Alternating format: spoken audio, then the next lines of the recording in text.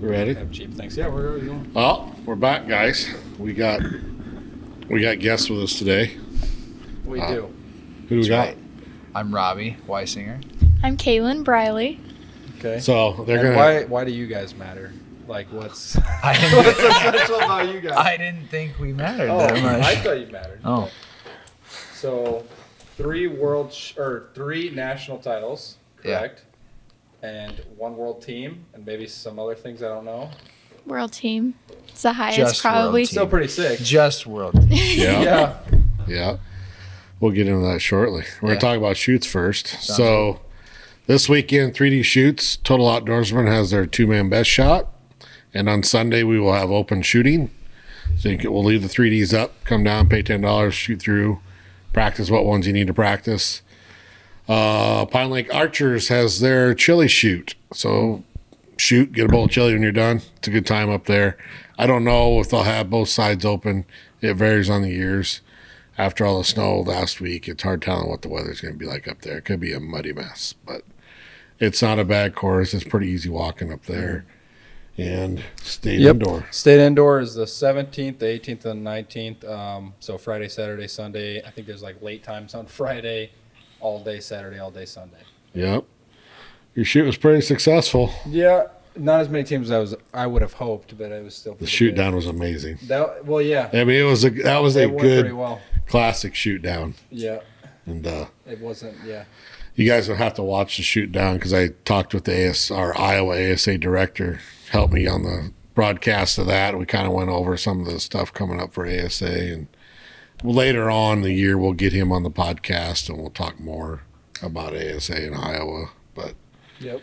I think that's all I got shoot wise. Yep. What Well- questions do we have for them? Well, I want to know how they got started. And she's only been shooting for 2.5 years. Yeah, That's what I thought. You That's said correct. 4 years earlier. I was like, Uh, I'm pretty sure it's like way and- less than that. Yeah. That's pretty good and you shoot barebow, Yeah. which until I saw you shooting it, you could have said barebow, and I would have went, "What is that?" That's right. Like most of the people are going to say, "What is that?" But it's what you guys do with that is phenomenal. Sometimes. But there's no sights. It's all done with however you aim and Yep. You might as well just show them Yeah, what is. just Show show- them the barebow. Absolutely. ding. So this is a barebow setup. This is a little more of a high fly one from Hoyt. This is the newest, latest, and greatest. Hoyt XD riser, axial limbs.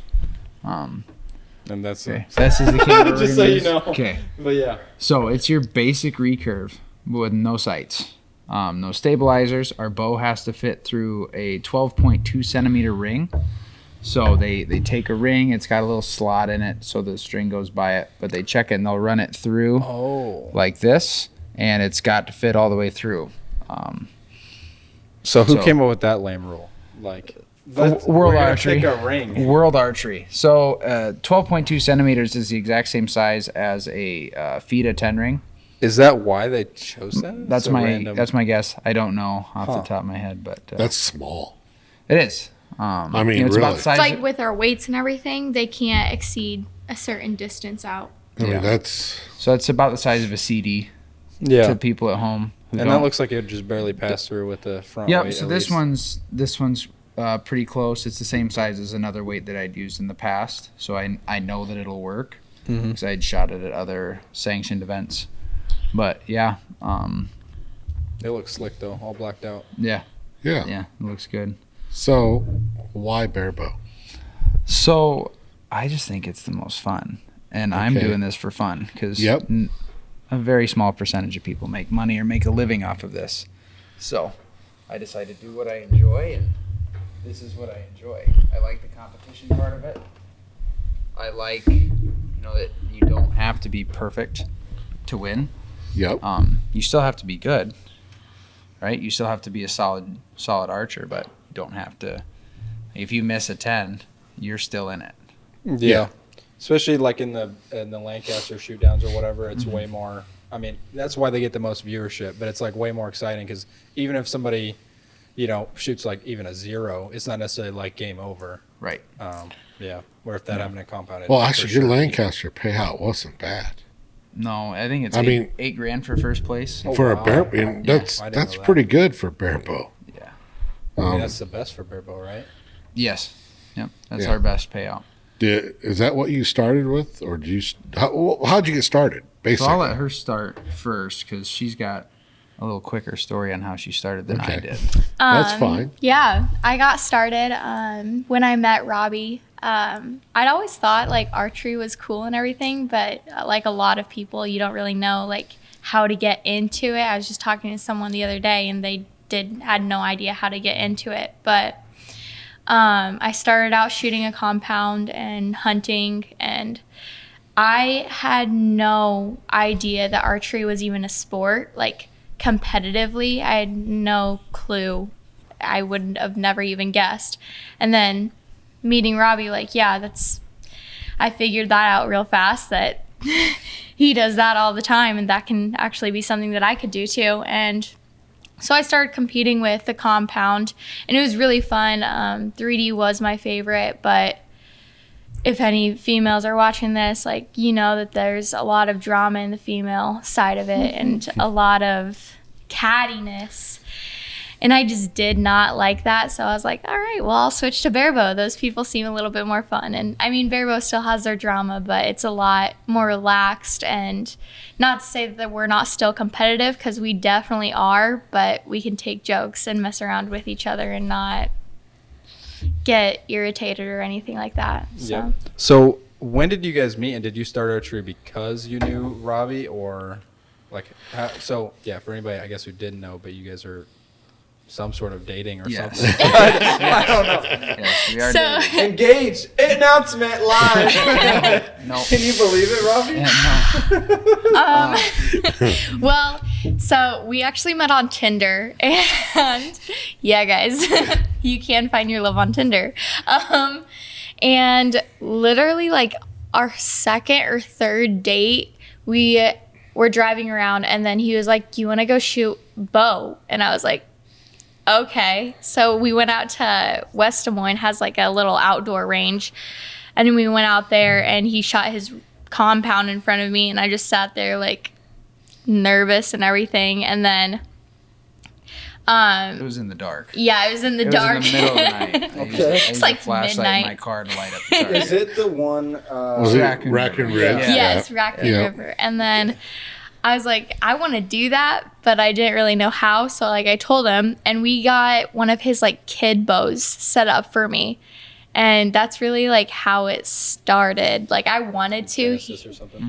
Yeah, I wanted to, but I didn't like I said, I just didn't know how to start up, and it wasn't because of him, but it's definitely like helped our relationship out a lot, because like I feel like couples really need something in like a hobby in common to have for you to succeed, and that's definitely something we have in common is archery. Yep. I was going to ask you guys about that. So how, from each of your perspectives, how does that I know where this is work, going. like with you guys both? Because some people I'll hear, like Mark was talking about this earlier, like he hates when his significant other, I don't know, maybe you guys weren't here, but he hates when he's dated people who did archery, and he did not like that. But how do you guys like that you know? I'll answer that question. You wanna go first? So I've helped her. I was the one that taught her most of the stuff when it comes to archery. There have been a lot of other people along the way that have helped her grow as a shooter. But I've been the one pretty much to start everything off. And once you get the basics of it, the basics of it's fine when you're like teaching and coaching a significant other. But since she got to a higher level in barebow, it's very, very difficult to coach your significant other, because there's things that I see or things that I can try to explain that I feel in my own body and see in my own shooting. And it's super hard for me to put that into words. And even if I think I'm doing a good job explaining that, it doesn't make any It is- sense to her. Yeah, just coaching in general, it's hard to explain a feeling to somebody. Like it's like, Right. how do you explain how you want them to feel? Yeah. Like, I don't know. Right. So the coaching aspect for couples who are doing archery together, the coaching aspect, I would highly recommend having other friends coach. That's what I thought you might However, it is like good for us because we get to go on just like vacations all the time. Yep. Like Talk about Italy. Italy, like that was amazing.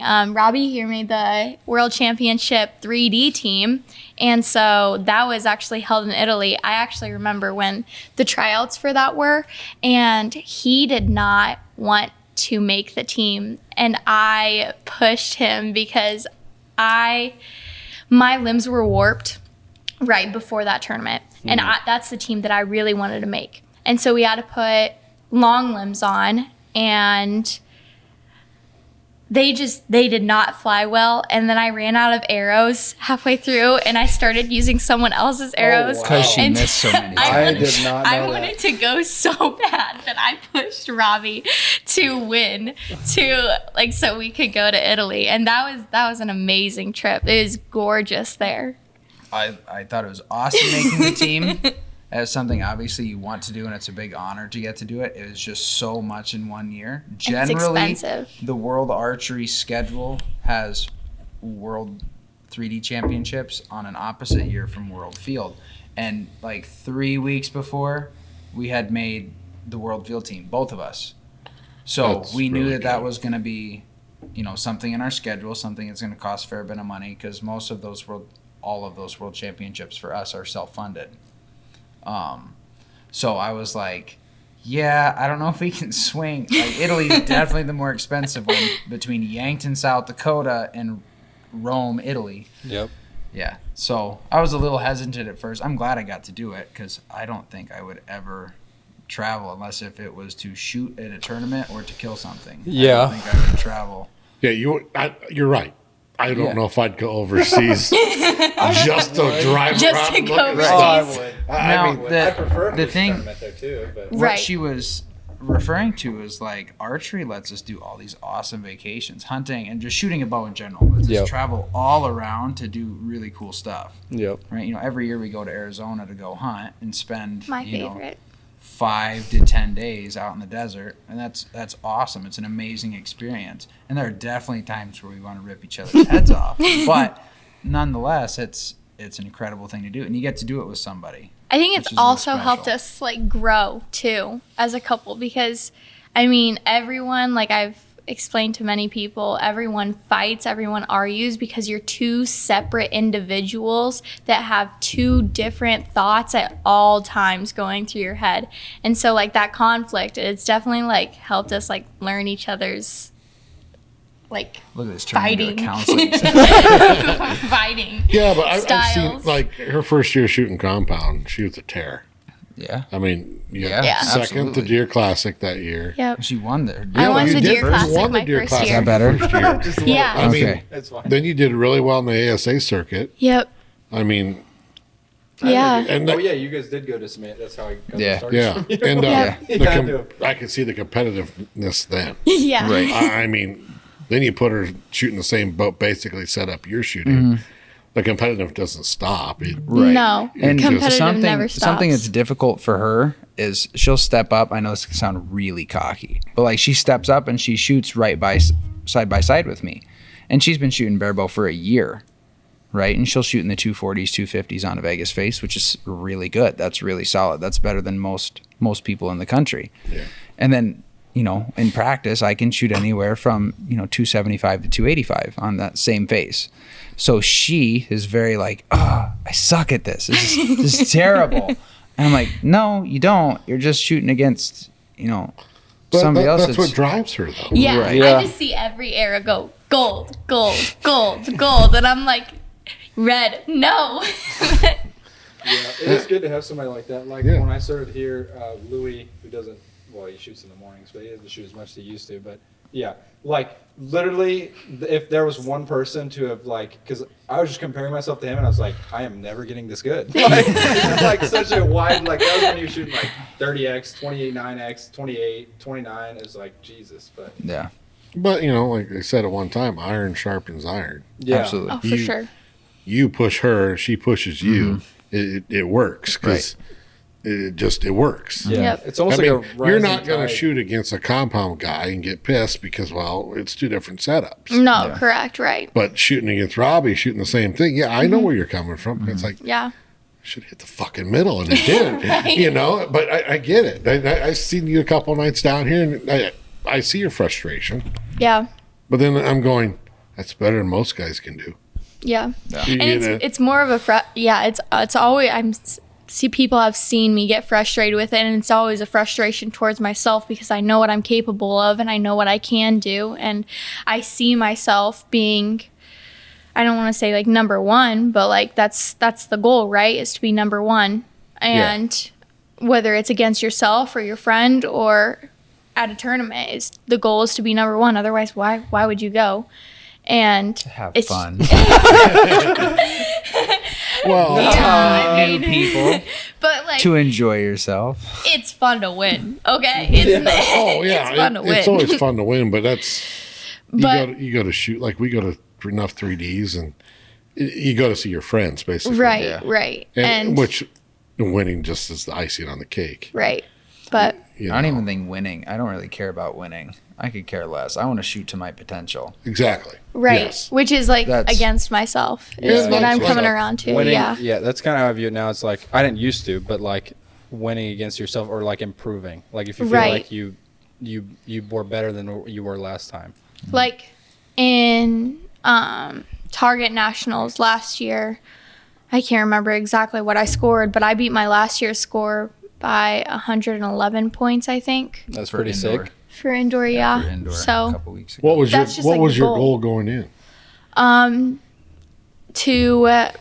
The goal was basically to set aside target panic and make good strong shots every time. That was like the main thing, and I did a really great job my first day, and then the second day I think I just got in my head and was competing against myself from the day before. It was like I have to score that or better because that's what I did yesterday. And my first round was not great. My first 300, I could have shot a lot better, but I did pull it back in for the last 300. That's just what it is though. Like going against yourself, that's the hardest part. And then coming back is coming to Robby and being like what am I doing wrong when Yeah. When I'm in the middle of shooting, trying to focus on my own game. Yep. What's wrong with me? I don't know. Yeah. I had the same mindset when I went down to Foley this year. Is like I had a goal as either I want my goal is always to shoot even on the 3D course. Mm-hmm. I wanted to either shoot even or top 25. Right. Well, I beat both of those, but I set the goal where I thought I could reach and not out of reach. Right. Because if you set them out of reach and you never meet your goal, that's more frustrating. Disappointment is Yeah. the hardest thing. And sometimes you don't. Sometimes you have a bad day and you just got to buckle down and move on and shoot the next day.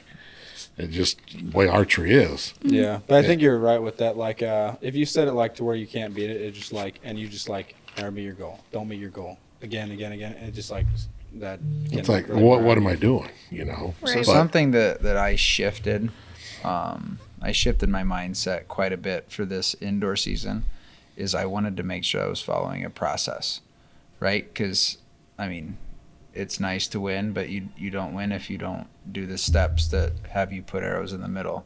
So this indoor season, I heavily focused on making good, strong shots that weren't target panicky. I focused 100% solely on the arrow that was on my bow for the entirety of the tournament. Like at Lancaster in the qualification run, I shot 60 well-executed shots. I know that for a fact, and I was a top qualifier. Yep. So I didn't care about where I placed. I didn't care about what I scored. I didn't care what anybody else was doing. I cared that I was going to shoot a strong, controlled shot while aimed at the middle, Yep. and that was it. Yep. That was, And it took care of itself. Yeah. yeah. So If you can do that, the scores will take care of themselves. So like my goals now are the process oriented goals. I can care less about rank or place or score. It is 100% process oriented. If I can step up on a Vegas round like what we have over behind me and shoot 3 controlled shots per end. That's it. Yeah. That's all I want. And if I did that, I'm happy. At Target Nationals, I think I shot 116 out of 120 controlled shots. Yeah. I was happy about it. Yeah, because your Right. controlled shots are going to hit where you want them.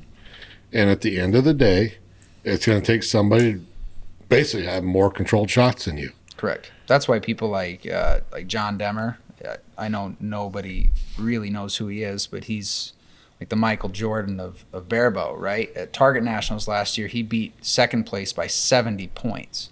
Wow. He could have It's pretty not shot his widespread. last end and still won. Almost his last 2 ends, maybe then. Yeah. Yeah. So that's because he has his head under control when a lot of other people don't. So with barebow, and I've had this conversation with a lot of people, it's not necessarily how good you are, because there's the top 20 people in this country have the same solid form and the same ability to tune and all that. It's who can keep their head together when it comes down to shoot. Well, I'd say, what is the sport? 80% mental? 80 might be low. Yeah. But Yeah. You think so? Yeah. Yeah, I mean, it really is. It takes a little bit to get to the physical side and tuning your bow, all that kind of stuff. But after that, you realize because you can have the worst tune setup, the worst aiming bow, or at least for compound, and then if I just go up to the line with I'm gonna put this arrow in the middle, it's gonna increase the chances that it's in the middle by a lot. It'll most likely be in the middle, even if it's Absolutely. bing bing bing bing bing bing. yeah. Right. It just does. I don't know. And that process and execution he's talking about is all mental. We've talked about building a cake. You have all of your ingredients, which is all of your steps that you go through. It's not just drawing back and putting it in the middle and shooting. There's a whole bunch of other stuff that you're putting through your mind. And to build that cake, to see that through. That was one of my analogies when I was trying. Was it? I was trying to teach her basically intent in the shot, right? So you were trying to teach her how to cook by Yes. okay. So you're like, I was like- you know about cooking. So I think it went something like this. I was like, you have all the ingredients to make your cake, but right now, when you have a target panicky shot, you're basically taking your bowl full of ingredients and throwing it up in the air. Do you think you're gonna get a cake out of that? No. But you have to take your time, and you have to do all your steps the way you're supposed to do it. Another thing is a big thing I focus on is following your process is like washing the dishes. that's right. That's Okay, right. I watch the dishes too. No, I got it. So that's I help my daughter that way. It's like a pitcher's cadence. Yep. That's how I work, because she played softball. I said, when you get back there to your shot, knock your arrow, do everything the same you always do. Get your yardage, set your sight, and execute your shot. You'll be fine. And it worked for her. But like he's saying, find out what works for you, that it's like a habit, Right, exactly. The big thing I talked about was shooting with intent, right? And I can't take the credit for saying intent, because there was another target archer friend of mine who was talking about that. But when you shoot with intent, right, you're being extremely deliberate with everything. Yep. You have to be. Yep. And if you want to shoot consistently putting arrows in the middle, you have to shoot with intent. They don't happen by accident. Yep. You have to intentionally follow your steps. You have to intentionally be controlled and be strong and not let nerves get the best of you. 'Cause It's so easy. In barebow, it's so easy Yeah. to just wing it. I was just gonna say, with barebow, Gone. there's so many things, so many factors that will change your arrow's flight. It's insane. On a compound, it'll be your grip or your anchor, and I guess maybe how fast you press your button. I don't know, what else punch there it. is. Yeah, but it's grip, it's your stance, it's every single finger pressure, it's your head cocked, it's your anchor, it's Face how pressure. face pressure, it's how slow or how fast or how whatever it is to like let go of that string. Yep. There's so many different factors when you press on the bow. Your push pull is different because you're not just like pulling back your bow and then you have that lever, like the release. You're still holding that 40 pounds. Yeah, barebow would be a lot harder because like the default is to punch it like. Yeah, just to that's let go. the only option. Yeah. It's like, well, you have You to don't- let go of it. So Right. it's not like a hinge where you can kind of accidentally Yeah, make a I surprise punched shot. the hell out of that in the middle. No, you didn't. Right. Yeah, it's Yeah. that's what makes barebow a little bit different. It's frustrating, and even good compound guys, if they were to spend a month with it, I feel like they would learn a lot. The mental aspect of it too, and that's why like her and I can pick up a compound and do reasonably well. Yep. I can pick that up and I can shoot because I know that pin's going to sit, and I'm going to follow a process while it's sitting there, and it's going to go off, and it's going to go where it's supposed to. Yep. Most of the time. Yeah. Yeah. Sometimes, I mean, we all know the struggles of getting a pin to sit in the middle like it's Yeah. supposed to. Yeah. If mine just sits, yeah, it's worse than it was Yeah. moving. I'd rather have it move. Yeah. Things are in the right world if it's moving. If it just sits there, oh, look at that. It's not moving. Why is it not going off? It needs to fire. Yeah. Yep. But yeah, so how'd you get started then, Robbie, I started with hunting. with hunting? Yeah. So I hunted with a gun for quite a long time when I was a kid. And I think when I was a freshman in high school, I started like bow hunting. Might have been a little younger than that. 8th grade, I started shooting NASP. So I shot that for Valley, the West Des Moines schools. And that's where I got into target archery and started introducing it. Dude, I sucked. It was terrible. And I just liked it enough to keep going. And, hunting kind of took off for me. I really enjoyed hunting while I was shooting NASP. I didn't really know where to go. I didn't know any other avenues. I watched the Olympics one year. I saw Brady Ellison His shooting. man crush. Yeah, Brady's my hero. So on the off chance that he watches this, it's true. You're my hero. And I'm like, wow, that's so cool. I want to do that. And then somehow I got connected with a guy in Eastern Iowa who has set up a lot of kids shooting Olympic. His name's Vance. He's helped a lot of people, and he helped me get started in it. And as soon as high school was done, I switched to full-time like Olympic shooting. Like Olympic recurve with the sight and everything. Yep, the sight and everything. Basically same so bow. the same bow, but with a 30-inch front bar, 2 15-inch side bars, and a sight on the front, and a clicker. So I shot that all through college. I did well for college kids, but when I went to the Olympic trials my senior year, I placed like 50th, and I shot a personal best on the 720 round. So it's like, that's where that puts me. Not ideal. But you still did it. Yeah, I still It's an did it. experience no one can take away from Right, you. absolutely. And then when COVID hit, I put the bow away. I was focused on, other things. I like to bike a lot, so I was doing a lot of biking, a lot of, under the table yard work for side cash in the summer since I didn't have a job. And then hunting rolled around. I met her in the August of 26th.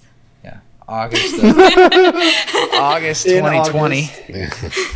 And, I was getting ready to start hunting that year. I was getting everything tuned up because I like prepping. I'm not one of the people that shows up a week before season like, oh, I better get this tuned and sighted in. I genuinely enjoy shooting any kind of bow, so I was shooting it. Do you have to stop your camera now? Okay. Yeah, we got to restart the camera. Okay, restart the camera. So you were getting ready for hunting. Yeah, I was getting ready for hunting. We got her into it. We had like a cheap diamond infinite edge or something for her to shoot. That's a good bow. Yeah, nothing wrong Really, with to it. get No. It it'll drew grow like with you. Until I saw the Eva Shockey with its blue strings. That's right. Is that the one? With the Is that your teal compound? cams. The Not teal anymore, cams. but I did. That's I did buy She the had the Eva Gen Shockey. 1, the Yeah. carbon one. Oh, okay, because then you bought the Solution SD, which is which isn't even. Yeah. Which isn't even, yeah. Yeah. Second gen even. So anyway, she started hunting. She shot her first deer. I don't know if I shot a deer with a bow that year or not. I don't think I did. Anyway. What'd you think of that? Your first deer? Oh with the bow? man, so it's a good story actually. I hate the cold. I absolutely hate it. I hate this weather right now. Not a fan. But I decided to sleep in the pickup while Robby went out. I was like, nah, I'm not. We're talking like no. We're talking like beginning of November. It's heavy rut. And there's little bucks, like 2-3-year-old bucks everywhere. I was sitting in the stand. I was sitting in a double stand because she was supposed to come with me and she was too tired. So I was just sitting there and I'd rattle about, every 20 minutes or whatever. And, I would have bucks coming in and I'd text her like, you need to like get out here. Cause like, there's like several deer that you would have shot that have walked 10 yards from my tree. And I eventually convinced her, I was like, just grab some rattling horns, go sit on like some fence corner and bang them together and see what happens. And then she walks down. I didn't see her. She was far enough away and she texted me, this is stupid. I'm not seeing anything. I'm never going to hit a deer. I should have just slept in the truck more. And then I just ignored her. So I was like, screw you. Like, just enjoy nature for a little bit. And I get a text 5 minutes later, I shot one. And I'm like, oh. I sat I'm like, down did you hit on it good? the ground. I don't know. Do you see your arrow? I don't know. Okay. I was like, just sit there. I'll come find you. And then I walk over and I didn't even see her. She was sitting in the ground. She's little, but she was just camped in this pile of tall grass on the corner of this field. And I was like, where'd you shoot him? She's like, over there. And I walk over and there's like this much of her arrow left. And it's covered in, pink frothy blood. I'm like, oh, you smoked him. Like, Yeah. it's like, let's just go get the truck. Because I like to wait a little while. So let's go get the truck. We drove the truck down to the spot and we went and tracked. I mean, it was 20 yards. Nice. Yeah. Nice. It was amazing. I was so mad because I was not happy. It was too cold for me. It was early. And I sat down. I rattled. And yeah, like he walked out right in front of me. What was he, like 6 point, 7 point? He's a little He was like guy. 3 or 7. I think he was 7. A little 7 point. Yeah, like young buck. But I like knocked my arrow and drew back on him, and like the rest is a blur. Like I didn't even like. Usually you hear a whack and whatever, but I didn't. I don't remember it. And he just ran off, and I was this close from having a bad day. Like it was right behind his shoulder blade. It was tucked Oh, real man. tight. Real tight against the shoulder. Did you get the shakes afterwards? Oh, I did. Yeah. Isn't that cool? It was great. Oh man, it was awesome. You weren't cold then, were you? No, I wasn't. I was She wasn't happy. cold when I made her drag the deer out. I was like, you're strong enough. He's not that big. Start pulling. It was awesome. And then this past year, I shot a buck too. So that was my second buck. And Robby and I were actually sitting in a tree stand on public together, and we watched this deer mosey around the cornfield, keep coming. And Robby's like, are you going to shoot him? And I was like, well, I don't know. Like, he is bigger than like my first one. So I decided, I was like, yeah, I'll just shoot him. And Robby brought him in. I drew back and I was like, Robby, I can't shoot him. There's branches in my way. And he was just like, send it. I was like, okay. So I shot. These are not confirmed facts. We are ethical hunters. But it was, I wish he would have gotten it on video because we watched him while around and die right in front of us because it was an open It was a big cornfield. it was a bean field. Bean field. It was a half cut bean field. And he came, I rattled a little bit. It was like the end of October. She's a major league fair weather hunter. Right? Like, It sounds like your guide service is pretty good. it's all right. It's all right. I rattled this little guy in and he just came walking on the edge of the field. He hooked around right in front of us, like 18 yards. And I was like, as soon as she shot, I thought to pull out my phone. And by the time I opened it and got it on recording, he was already on the ground. That's pretty sick. Yeah. It was wild. So, and I spent most of the beginning of the season trying to hunt with a stick bow. So, I mean, if she wasn't there, I would have shot it. But yeah. So yeah, bow hunting 2020.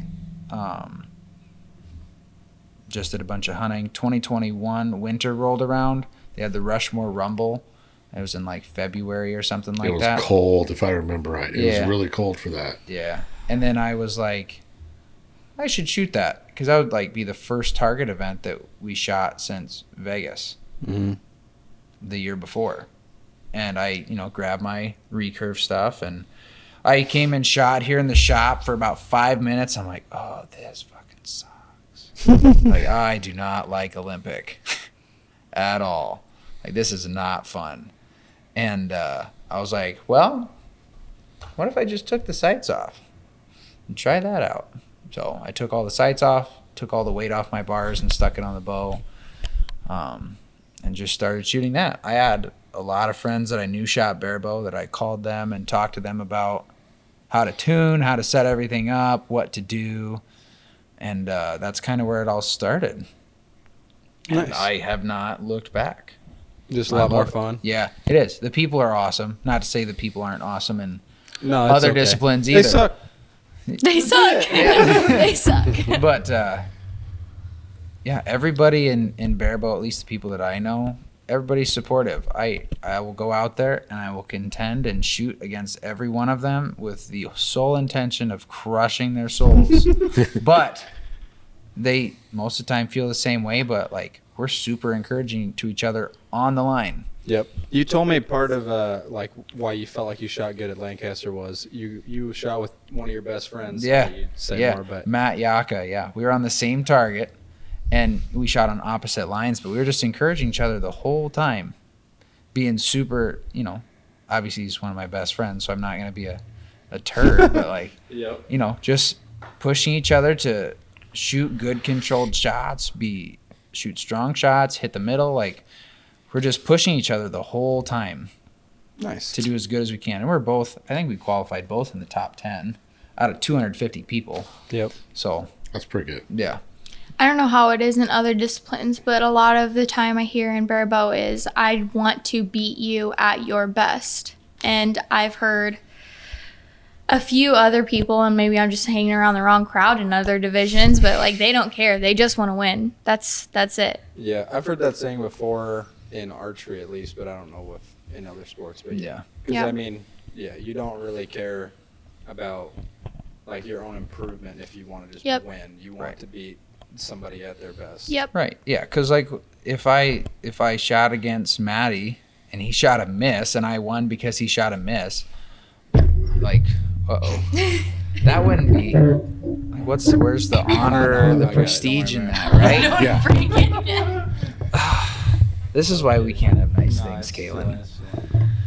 Like, there's nothing good that comes from beating somebody because they have a miss. Now, if somebody shoots a miss, I'm not going to shoot a miss just so we can keep playing the same game. Yeah. But Oh, I know Like- a couple guys that did. But they're old. yeah, I don't know if I ever told you a story last year at state ASA. It was Tommy, Mel, and Steve Lepick all shooting together. Steve missed. And Steve looked at Tommy and goes, I'm beating you today. I got a miss. Tommy shot the bag behind the target, says, no, we're tied. And you just them three hooping and hollering. They're competitive. Those guys are competitive. Yeah. But it's just fun. It's fun when you get a group of guys, or even like you said with your barebow guys. That makes it fun. yeah, It does. It really does. I've seen your groups at like Metropolis. You guys look like you're having a blast. all the time. Shooting them Absolutely, targets. I mean, absolutely. It's one of my favorite things to do is just shoot with those guys. yep. I mean, whenever we're going somewhere to a tournament that's usually further away, we'll stay with each other, and it's one big group. We all stay together. We all go out to dinner together. We're all supportive of each other, and then we're still supportive of the tournament, just want to beat each other. Yeah. Oh yeah, I mean, yeah, you always want to beat your friends. Yeah, Yep. But at the end of the day, you're giving them a hug. exactly. Yeah. Yeah, this is the only sport I said you can go out and want to beat your friend's ass. At the end of the day, you'll sit down and have a beer with him. Right. You know, Exactly. I mean, I don't know any other sports that you do that. Right. Yeah. Who you guys staying with for indoor nationals? Matt Yaka. Just Matt. Yep. Staying in this little side house cottage thing, like 15 minutes away from the venue. Sounds pretty good. $70 a night. Is that Airbnb or whatever? That'd be fun. Yeah. Yep. Be a good time. Nice. Cool. Yeah. You got more questions? I can't Well, I think could of anything always off the top of my say head. Yeah. the stories of them. Well, so what was your thoughts when you found out you made Team USA? So I was always. Weasel. Huh? The weasel. Oh, the weasel. The Weasel Wagner. Anyways. So I started shooting Olympic recurve because I wanted to make Team USA, right? And I feel like that's one of the only reasons anybody picks it up. I could be totally wrong, so hopefully nobody takes offense to that. But it's the only bow that's shot in the games, right? Yep. So there's the prestige to it. If it wasn't in the games, or if every bow was in the games, I don't know how long that division would truly last. Yeah. You know? But that was my overall goal, and I had told myself for a long time that I was going to wear that jersey. A long time, like ever since I started. And I didn't really think it was possible after I kind of put it away, and I'm like, oh, barebow has that too. So at like 1 month into shooting, I told myself, like, you're going to make USAT this year. So USAT is United States Archery Team. That's like our national team. Okay. Like an all-star team. Yep. So they take the top shooters from the national events, so indoor nationals, outdoor nationals, and field nationals. You used to be the criteria. It changed for this year. I don't know what it is. But so I was like, I'm going to go make Team USA by doing these. And that was 1 month into it. And I went and placed like 9th or 10th or something at indoor. And then I went and placed, I think, 6th overall for outdoor. And then I went and won field, and I needed to win field nationals, which I had never shot field before with that bow, shooting barebow. And I needed to win that to make Team USA for the national team, and I did. And I was like, okay, awesome. There's check off the list. Now, USAT doesn't really get you anything except some more opportunities to do pay to play, other international events, right? Yeah. So, like I made USAT for 2023 as well, and basically what that got me, I could have gone to Santiago, the Pan American Championships or Pan American Games, whatever it was, last November, but that was after I did 2 other World Championships. Yeah, so pretty hard to justify. Yeah, and you know, I'm one of these weird people where I just tell myself that I'm gonna do something. You put your mind to it and do it. It's already done. Like I make a decision, and it might as well be. I'm just waiting till when it happens, right? I had a journal. I don't do it as much as I need to, but I have a journal. I just write in it every day that I'm on, the World Championship field team. Yeah. Every day, I'd write that in there because that was what was most important. Yeah. And so when I did it, not really like a surprise. Because I knew I was going to do it. I know it sounds cocky, but Yeah, but still. I made a decision that I was going to do something. He's also the type to, okay, he won, now what's next? I So it remember wasn't that. like yes, like that's awesome. It was like, okay, well now I need to get prepared for World Championships. Yeah. So Yeah. the first time I made USAT, I was in Darrington, Washington, and I was literally just driving to the airport, and like I felt no excitement. I was like, okay, what's next? Yep. What do I need to work for now? Yep. And I wish I could enjoy the things that I accomplish more, but that's going to take some serious work. Yeah, but 'cause still, you got to wear the Team USA jersey. And right, absolutely. what was your feelings of that? I mean, some of your background, you did serve. Yeah. And- So Do you want me to like talk about that? Well, that's a big thing. I mean, really, you did something. You served. That's a big. To me, that's a large deal. Yeah, in the military too. I thank you for that. I mean, thank you. Yeah. I mean, that's a big deal. I mean, anytime you wear something that represents the country, it's a big deal. Right. To me, that's a very big deal. Right. The other part is she made the field world championship team shooting 5 months barebow. That's what I was gonna say. Yeah, I Yeah. literally started in January barebow, and because we had just gotten back from Arizona for our hunt there, and then I picked up barebow when we got back, and I'd been shooting for 5 months, still trying to like get everything. It's just like starting over because everything's different with barebow than it is from compound. Similar to Olympic recurve, but not really similar to compound. So just learning it and everything, and then field, these were all like my first tournaments because it was my first year with it. So field was my first field tournament ever, but luckily I was with good people and like supportive people, and it was in a place I knew because it was in South Dakota. So, and we've been to South Dakota many times. And the first few days, like it was fun. It was really fun. Like I had good people on like my group.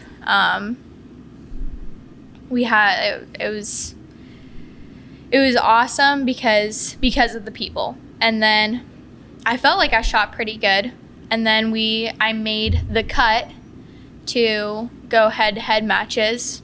Trials or whatever. They take the top 8 from nationals. They go into trials and they keep their score from nationals. Mm-hmm. Okay, so it's a cumulative. And then it's a top 3 cut off, with the 4th being an alternate. Or I guess anybody below is an alternate. So world Right. field, is that scored the same as the field we shoot here? No. No. So how does that one So work? you have It's a similar idea. you have 24 targets Okay. split up into 2 halves. So there's 2 of each distance, similar to our field here. And you have the 6 ring, which is our X ring, and then the 5, 4, 3, 2, 1. Okay. 0. They have 4 different size target faces, shot at varying distances from 5 to 50 meters for barebow. Was it known? It's half First known. day is It's half known, half unknown. Oh wow. Okay. yeah. So you first have day is you have a unknown. 20 Second day is known. You have a 20 centimeter face, so it's half the size of a Vegas face. So the 6 ring is the size of a Vegas X, and we would shoot that from 5 to 15 meters. 15 meters on that face is like mathematically one of the hardest targets of the entire course, which you wouldn't think 15 meters would be difficult. Yeah. But But it's a small face. the tune issues that go into crawling at those really short distances can make it quite difficult if you don't know like what you're doing or how to adjust the bow for those shots.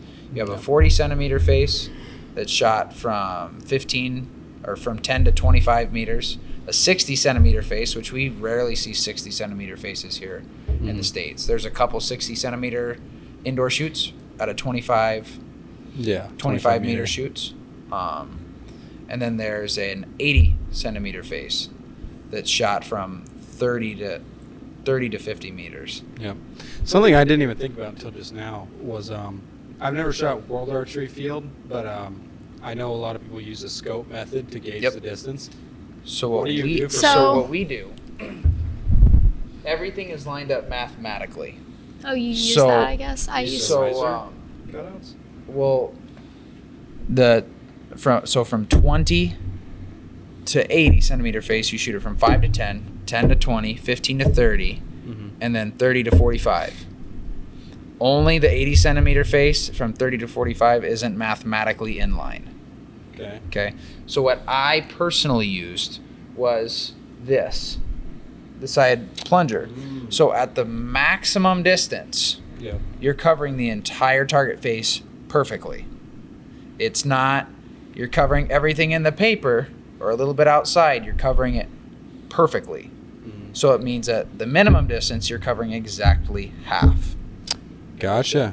So you would, going from 20 to 80, you would multiply the number of rings that you can see by 1, 2, 3, and 4. Huh. So if I pulled up to a 60 centimeter face and I saw 2 rings when I was at full draw, that would be 6 yards off of the maximum. Mm-hmm. Okay.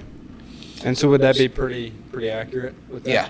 Cool. Dead nuts. The only thing that I had issues with was at World Championships, and it never even crossed my mind, doing the vertical method, is if the target is slanted, if it's... Yeah, you have to almost check both sides. Because like of it or I had something. we had one where it was about 30 degrees up, so the target face wasn't faced at us, it was straight up and down. Yeah, so it was a shrinks it. smaller face, and then I had no idea why I hit so far off vertically. Yep. Until I walked away from it, I was like, God, you idiot. Yeah, I guess the only way to avoid that would be like glassing. You it, can do hoping it. You can do it sideways. I just didn't find anything on my bow. So Oh yeah, what you the could do best it what the sideways. best people do is they will use something on their riser and they'll either like half draw or full draw, and that's legal. It's in the rules. Yeah. But what you can't do is like take the point of an arrow and hold it up. You can't use really? can't use your equipment. Okay. So like if I did this with my thumb. Right. That And is I used my pinky.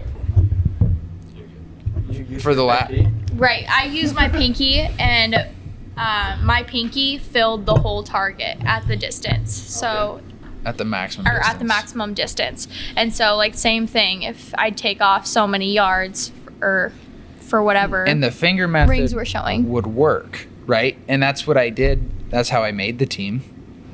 And that's how I won the first field nationals and the second field nationals I shot, was I used my pinky.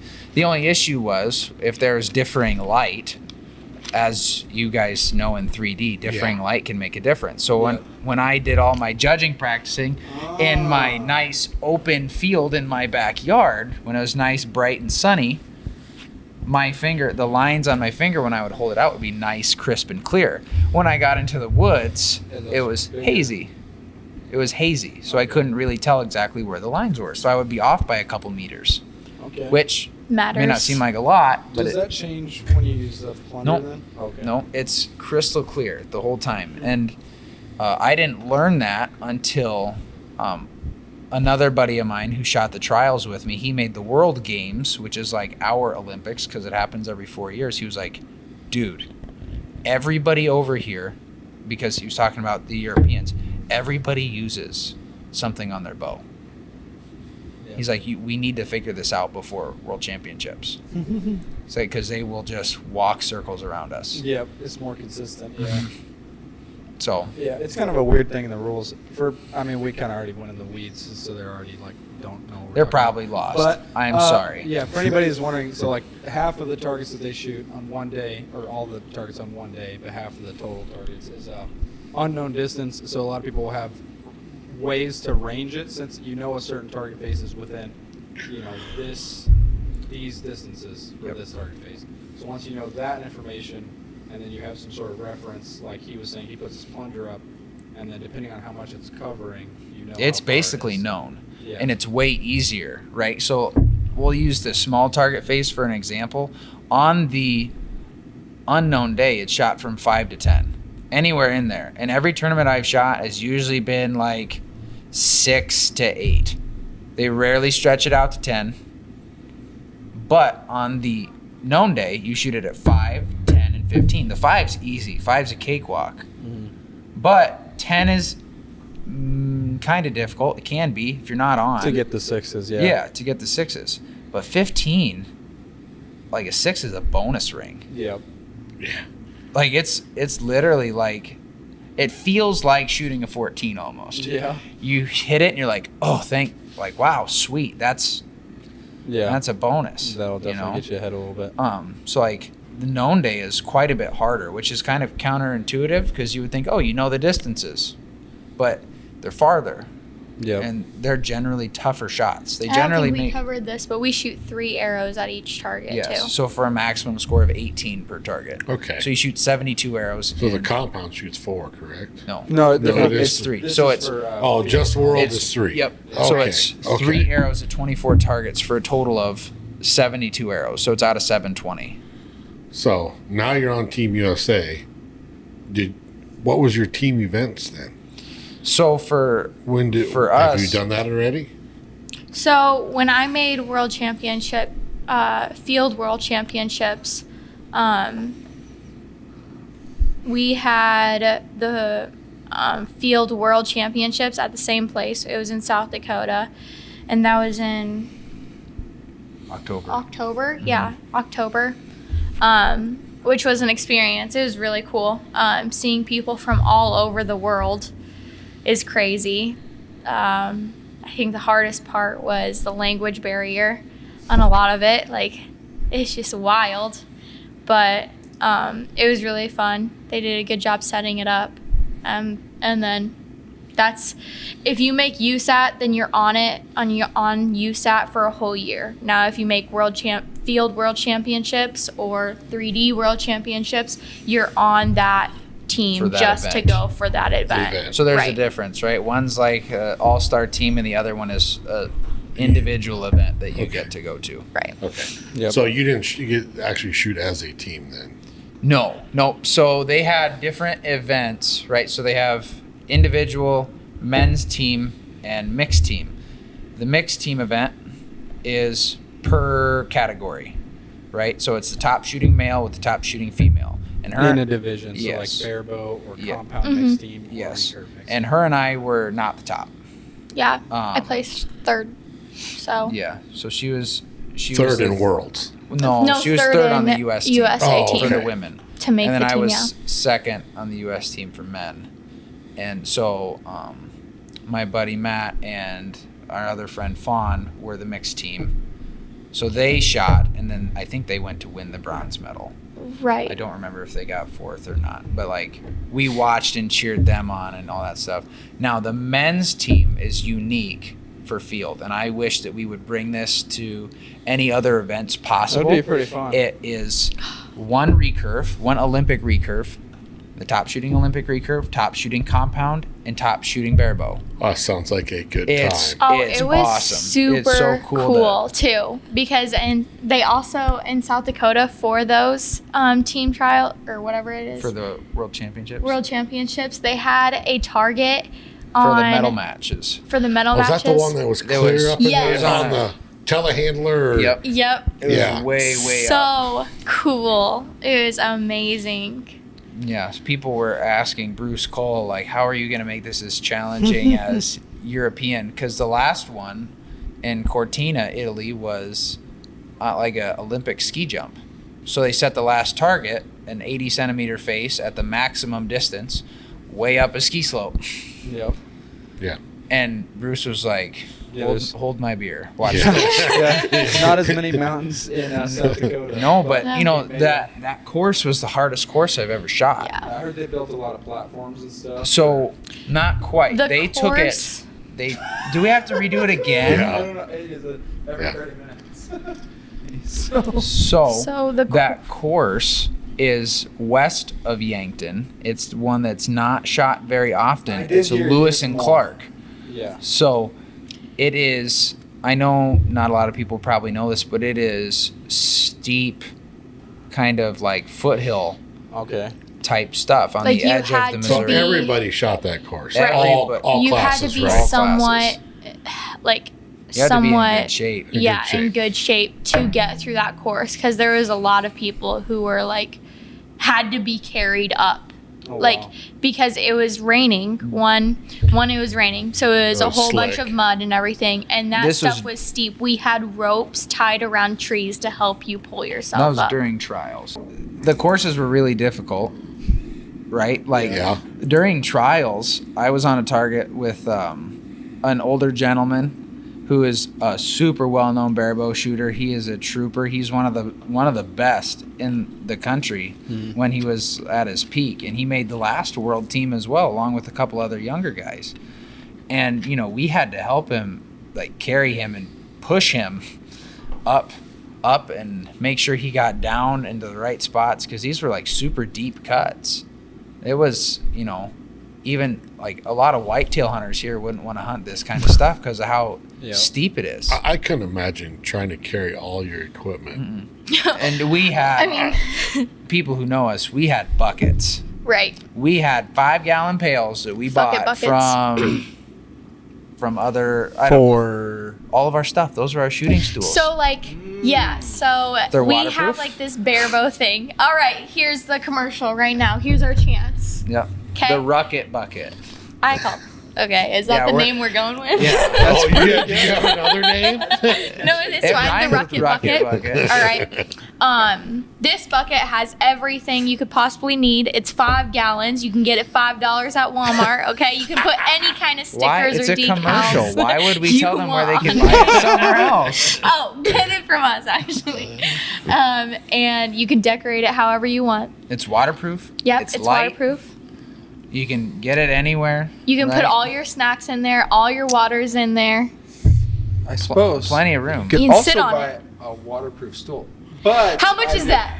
I mean, that's a fair. Yeah, They exactly. do elevation $100 work. or more. Exactly. It depends. So, that's what we did, and Actually, that would be so funny to see somebody on a 3D course like just carrying. we a bucket did. around. That's I would what do we it at did. ASAs. Oh, man. We had a Yeah. few people actually That's pretty gangster, go buy honestly. buckets from Walmart too to join the Rocket Bucket clan. Did you have any cool decorations or like a bunch of stickers? Just a on bunch, them, or- like Hoyt. Because every bow we get comes with a bunch of Hoyt stickers. So Did you we slap- bedazzle it? No, bad. I wanted to spray paint mine. You I was wanted going be to You spray. gotta dazzled, put didn't something you? on it. Glitter and jewels. No. But yeah, so that was kind of our thing, because a field round can last 4 hours, 5 hours, because you're out there. Our If you one, start, when we did tryouts, that lasted 8 hours. yeah, Remember? if you start on the far end of the course, right, you have to walk all the way out there.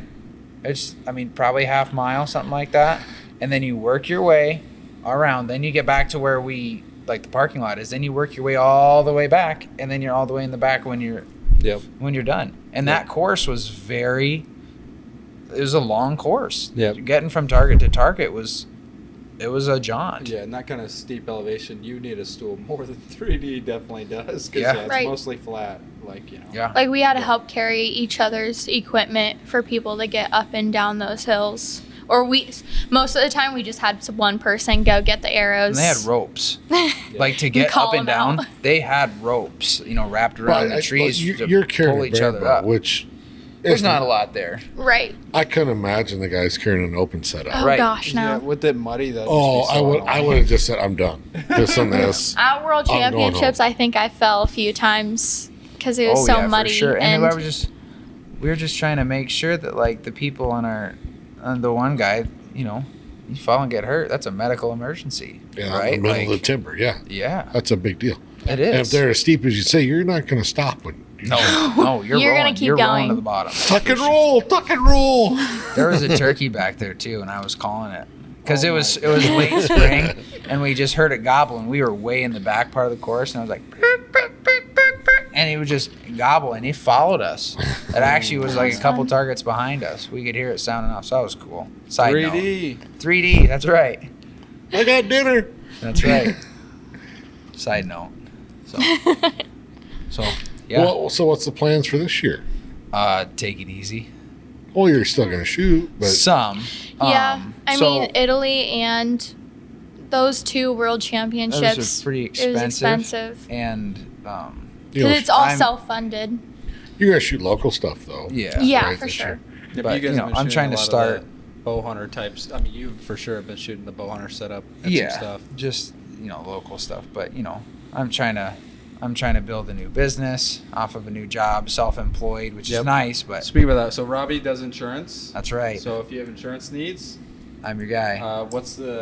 Country Financial, Yep. Robby Weissinger. That's me, the one and only. Yep. But yeah, so just being self-employed, I have to focus on building a book of business so I can eat and live, right? Have Yeah. a roof over my head. So the big shoots, for the most part, are out of the picture for us. We're going to Louisville next week. Yep. to go shoot the U.S. I'm going to go shoot the U.S. Indoor Finals and then NFA Indoor Nationals. After that, Roland and I are going to go kick some butt at Best of the Best in Colorado with our hunting setups. And then I think we're going to go to TAC, Terry Peak. Nice. In July. And then U.S. Outdoor Target Nationals. And that's kind of it for the schedule. I will, whatever You gonna do local field? stuff. No. So Really? somebody, so I'm You gonna hit any ASAs? any of the big ones, How probably about not. the Iowa ones? Iowa ones will probably hit a couple.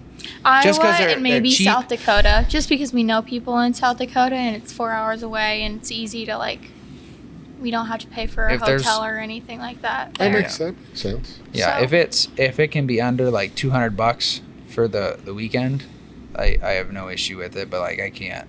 Yeah, you pretty much met all your goals last year. Right, exactly. I mean, you really did. Which is mildly depressing. So it's where do you go from here? And it's I'm not going to do those big USA events again. Right, I'm not going to go try to make another world team unless if they start to try to fund it. Right, so barebow in general is vastly underfunded. Help your archers all out. of archery is underfunded. Did we right? get that too? I didn't hear.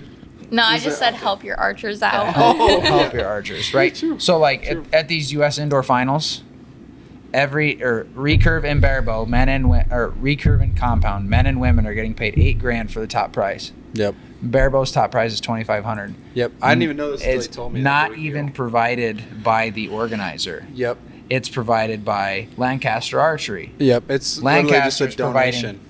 Lancaster's providing all of the winnings for barebow. What's the tournament where barebow had more people? So at Outdoor Target Nationals this last year for USA Archery, there were more barebow people than compound. Really? And there was no payout. That's kind of what For I don't barebow? understand with that part is. Why would there not be a payout? Is there a payout with the compound guys? Yes, there was. What's the entry fee? What's The entry fee is it's $180 per person. Yeah. It's not cheap. And there is No. still no why can't they do a payout for percentage off the entry fee? You would imagine. You would think so. You don't know. I don't know. So I'm not the one that manages the books for them. I don't want to. What I really don't understand about the USA Archery Indoor Final is kind of the thing about USA Archery or World Archery or anything like that is it's supposed to be equal division payout, equal. What am I thinking?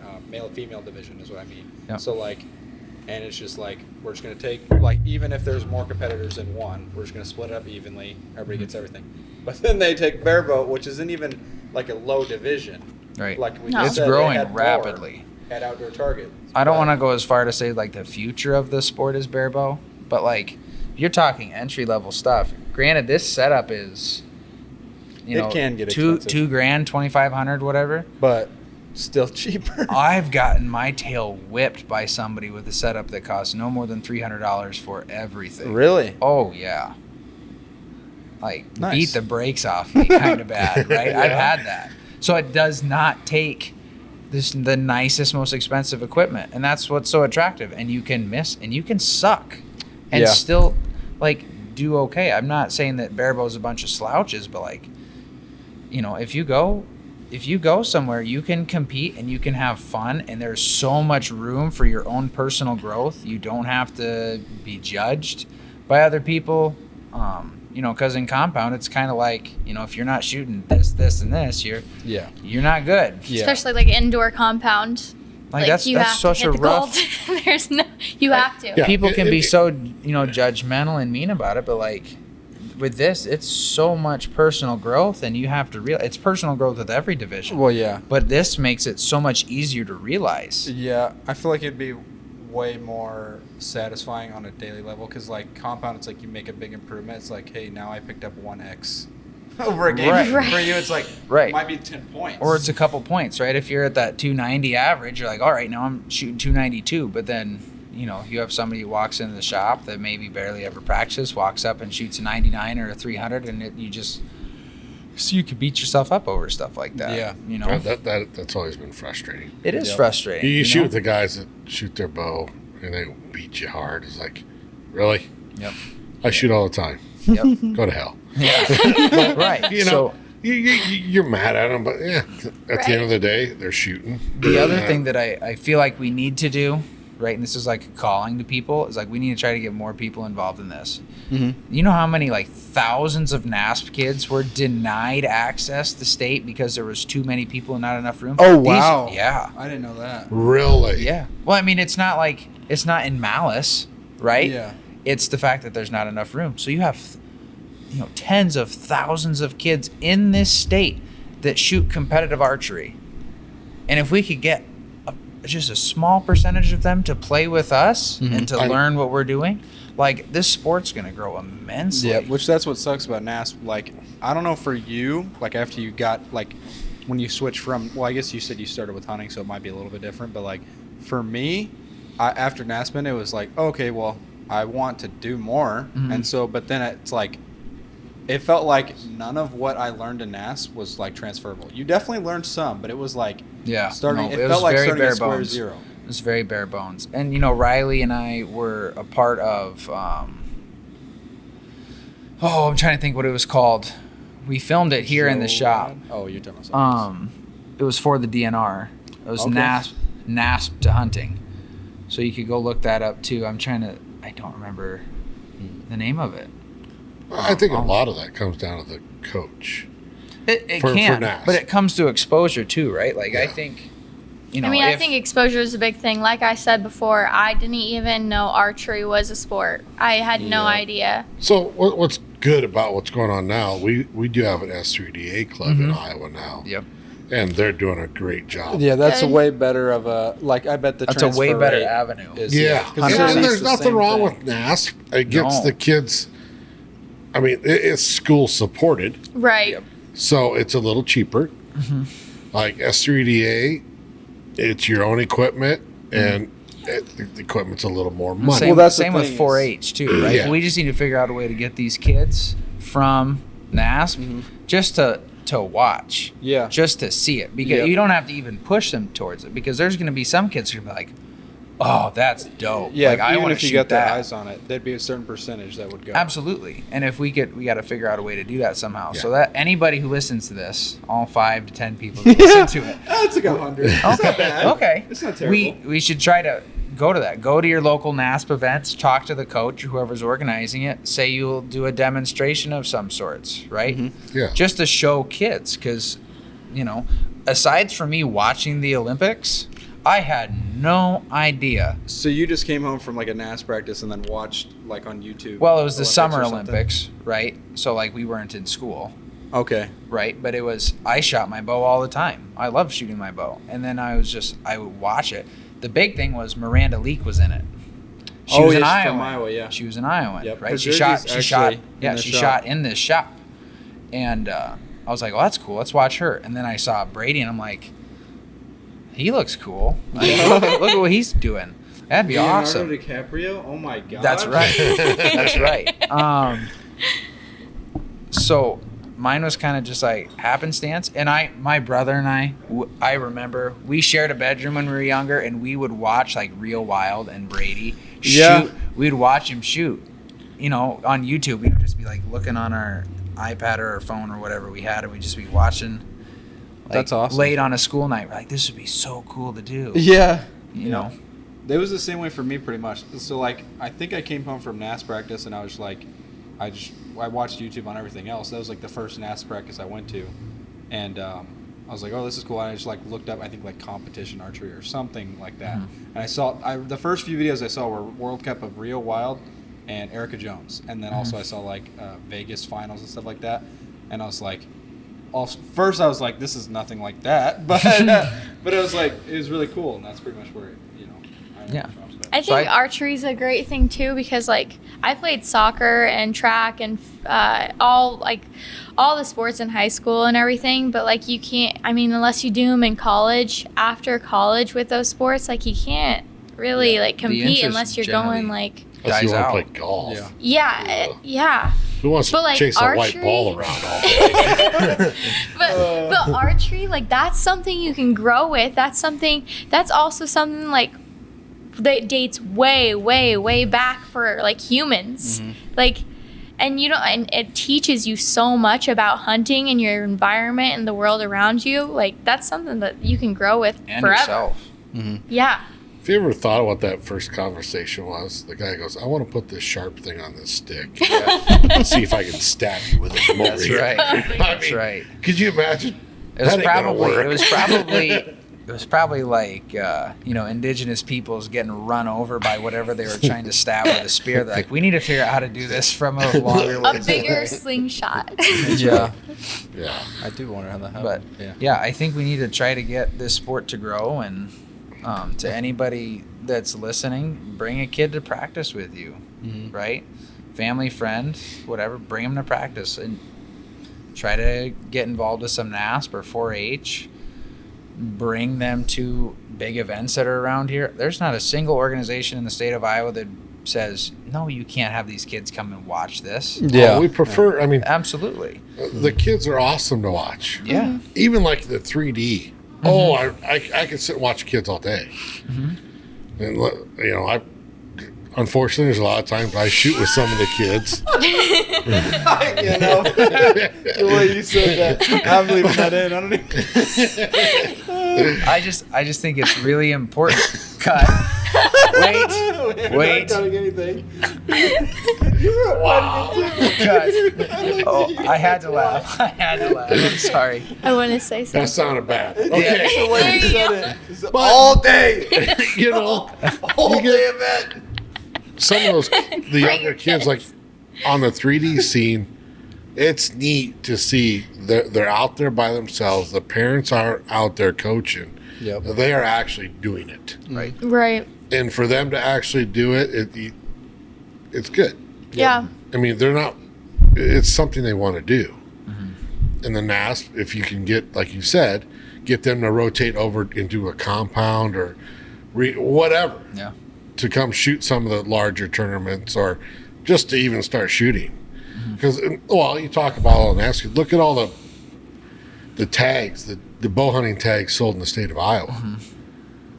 None of those people are ever at a shoot. Relatively, yeah. Yeah. You have a very small percentage of people that shoot target archery or 3D archery. Yeah. And I don't know why. I mean, I don't, is it the myth of there's target bows there, they're going to beat us, or It could just be lack of exposure too, just like with the NASP kids. Yeah, With I mean- the NASP kids, I think it is for sure. I remember, so like Tad that shoots with us now and went to the ASA with us. Like, so he shot Mark's tournament, which is because he came in here and he saw the advertising. He's like, sure, I'll shoot it. And I think we said like, hey, do you want to go to an ASA? And then he's like, went home, looked at it on YouTube, and it was like down for it. yeah. It's like that's all it took. It got Just 12 watching it. at a national event, Yeah. never Yeah. shooting an ASA. Right. No. But it's like Yeah. there's a certain amount of them that are like just be like us, where it's like you watch it, and you're like, yeah, I want to do that. Like that's Right. Yeah. as simple as it was. Exactly. Yeah, it'll take no convincing or. I think that. exposure is getting better with Yeah. all And the I hope so. with all the social media stuff and everything being on YouTube or even like the ASAs being on Sportsman channel. I don't. Was the Vegas on anything or was it just don't know. YouTube? TV wise, I don't know, but yeah, YouTube I know for like sure. a lot of the World Cups were on. Yep, TV. Some of them were like at 2 and 3 in Yeah. the morning. Yeah, and Right, they're also but- like in this country it's on this country it's Right. Well, if you look at Lancaster, everybody watches that on Yeah. YouTube. We Yeah. wait Yeah. for it to come on. Yeah, Right. Lancaster's a really good broadcast. You know, They're a really good Lancaster. show in general. Lancaster. Let me see. You looking up the views? Yeah. Yep, they just have a really good show. Like a lot of people always used to say stuff. I mean, I think they probably still do, but like they didn't like that Rob or whoever would come up and ask them questions. But like that makes it way more interesting. I feel like. So the 2023 one has 41,000 views in 1 month. yeah. Yep. What it so like look up barebow or like just even type Lancaster archery supply and sort by most viewed because like I So think it's the- barebow something. Men's barebow finals from 2022 has just shy of 900,000 views That's in a year. pretty nuts. Yeah. From For last time I archery. looked, I think it was like 450,000. So like that's Yeah. nuts, and that's last year.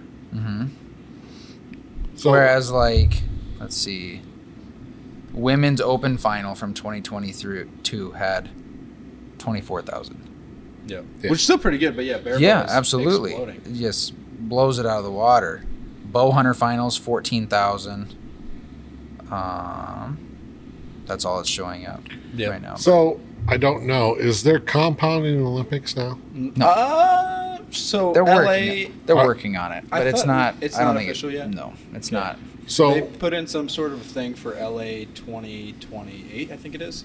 That's like From a what I provisional understand, sport like thing. they can't add a sport without taking one away. Like I've they have heard they've that. got a quota spot. This is from what I understand. I could be totally wrong. But like if you add a sport with 128 athletes, which is how many athletes there are in Olympic archery, you're gonna have to take away that many athletes somewhere else because there's only so much space or a quota or whatever for. I've heard that, which I guess we'll just Take have to away see what speed happens.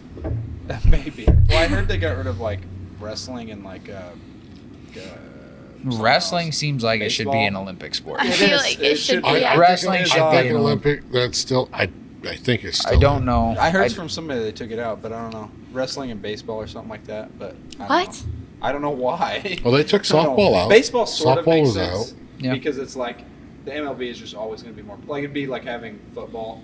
Right. It's Well, yeah, you're going to So- be taking like you're not going to get the best athletes. no, it's like the ML or NBA. Yeah. It's like basketball. Right. It's like I mean, some of them will come over, but like your best athletes are just going to be in the U.S. and that's just what So it is. it makes you wonder if the compound side was also in the Olympics. That would it help it grow? Which I think it would.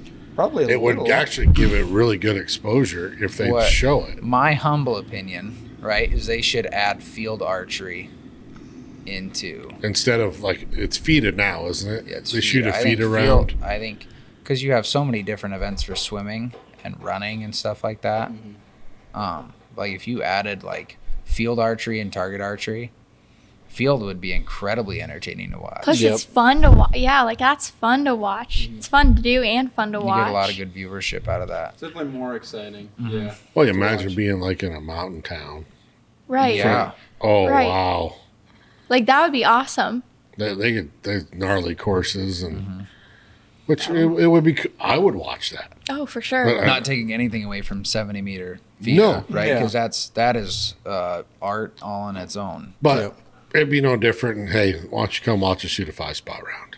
Right. That's like watching paint dry. Yep. Let's be Yes. honest. It is. Yeah. You And could they- not watch the.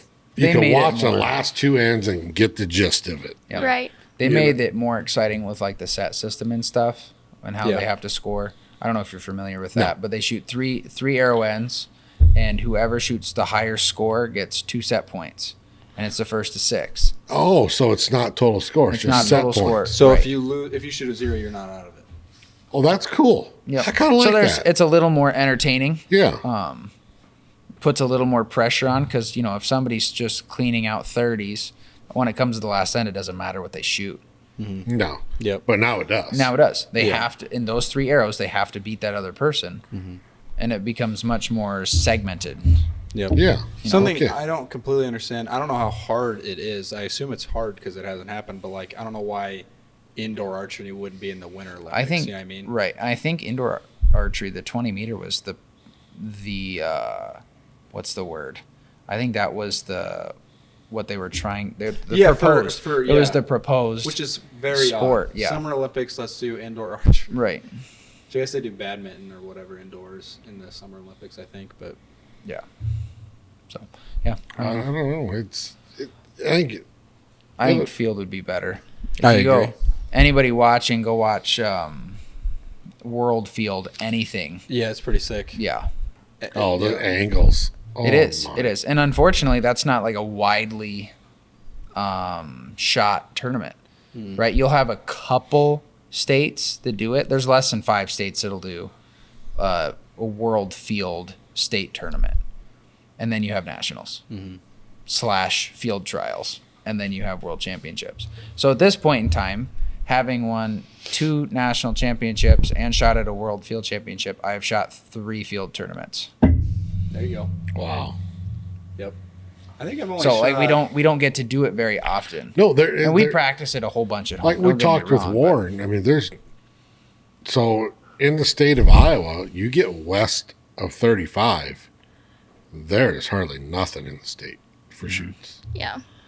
Which It's is all Eastern. It's all Eastern, and a lot of your big archery is East. I mean, but if you ever go to Minneapolis, I was talking to a couple of guys from Exhibition live up by Rochester, towards the Rochester area. You get in the middle of Minneapolis, they are shooting Olympic recurve, and they have ranges out to 100 yards in the middle of town. They're everywhere up there. That is what they're into. And I said, really, I never would have guessed that. But, Right. you know, Minnesota's got, I mean, ranges in Iowa, I could probably count them all in two hands. Right. You know, and there's 3 outdoor ones right here. Right. You know, you got The max out at 60. actually 4 now. So you got Red Rock goes out to 50. Indian Lakes goes out to 100. Okay. Got Raccoon River. What is that, 40? 40. Then you got Saylorville, which is 60. 60, Saylorville 60. Well, you can at least walk back at Yeah. 60. So, Yeah. I mean, there's 3 right there, and I don't know. Oh, I guess it is 50. Is it? I It don't know. is I was going to 50. say, even if it I mean, wasn't I've shot 60, a you long can definitely ways. take a step So, like, back. for barebow outdoor FIDA, we shoot 50 meters. So I remember I had to step like 5 yards back off the line. Oh, and okay. You know, so it's Tell all the getting, people there even, not to worry. even if you look at all the local shoots, numbers are down. Right. And I don't. So it's, I mean, how would you expect somebody to want to go set up a 24 target or even a 12 target course yeah, for, Yeah. it would be, it'd be tough. I mean, yeah, I would like to shoot field, but I'd have to drive 3 hours away to do it. yeah, Right. Or 4 hours and go to South Dakota and shoot it. right. I mean, I'd love to shoot it more. Like it's a lot of fun. That is, 3D was my favorite, but after I shot field, like that stuff is great. But I mean, yeah, like you said, Yeah. it's really hard to get It's like to. a 3D shoot. But you For shoot at a targets. dot. Yeah. Yeah. 30 shoot for targets with more angles. Yeah. Yeah. Sometimes, you know, in Yankton, Well, there's hardly any fields Yeah. or any angles on the field behind the center. But Yeah. once you get out west of town into Lewis and Clark, then it's gnarly. But Yeah.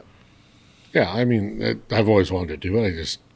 I like 3D. I mean, that's Yeah. where I enjoy 3D. And it's also just more popular. Like, if that was the thing, we'd probably all be doing it too. Yeah. Like, Oh, yeah. Like I said, If it I was told here. Warren when he was here, if there's a field course here around Des Moines, I probably would have shot it already. Yeah. right. But there isn't one. Yeah. Right. But in the summer, I made one. there's a behind 3D. I made one behind our house, like a 8 target course or something like that. And you know, we live in a suburb. I was kind of like, what house? And then you said in a summer. Yeah, at my parents' house. Yeah. We got a pond behind there, and there's a bunch of hills and stuff like that. So that's where I did the majority of my training. Nice. So Well, you gotta nothing practice. super steep. You know, your max No. shots 20, I'm like Mark's 20 cabin. degrees. Yeah. We can set some shit up. Okay. Like, I don't know if we ever talked about that. But No, like, we can haven't, but- Absolutely set yeah. some stuff up. Field Like is max distance, pretty steep angle. Yeah. Well, Yep. the At it's a least like fun for fun. time, and you know, anybody who wants to go do it, you know, you've got I don't want to say a wealth of knowledge to sound cocky, but people who have done it. So yeah. Yep. I wouldn't know the rules. Right. I'd have to be if with somebody. anybody wants to reach out, feel free to reach out. We're very friendly, approachable people, and if you need help, we're happy to help. Yeah. Cool. I got one more question. Okay. What keeps you guys driven to keep shooting? I'm obsessed. I just like doing it to do it. Okay. There doesn't have to be a tournament or anything. All the time, I just want to shoot my bow because I like shooting my bow. All of them. Compound, recurve, self bow. Keep talking. I Um, need to make sure. Oh, don't keep talking. Did it die? Yeah, I thought I pressed the thing on my thing. I wonder when it died. It's barely went over, so we'll just not have video for like a few minutes, probably 1 or 2 minutes. We're chilling. So continue on. Yeah, I mean, I don't need. I always look for the next thing to get better, but I don't need it. I just like shooting to shoot. Yeah. What keeps you going? What keeps me going? I think the social aspect is a big part of it. It's just a lot of friends and a lot of meeting new people all the time. And then the traveling, I love to see the world. So that's awesome. Like going to different archery tournaments, being able to see new places all the time. And then I mean, you're always learning with it. You're always growing. I think it's important to keep pushing yourself and keep trying to build yourself as a person. That's what archery does for you. Perfect. Well, I thank you guys for being on here with us. Of course. Yep. Thank you guys. It's been a lot of fun. Yeah. You know, I've shot around you guys a lot, so Yeah. it's been a lot of fun. Yeah, like I said, we're just trying to get exposure to everybody doing this, and I assume it's working. Ish, you know. So It is what it is. well, that's all we got for this one, guys. So Yeah. like I said, be here next week. We'll have more subjects, and we'll go from there. Yep. See Thanks. you later. Later. Peace out.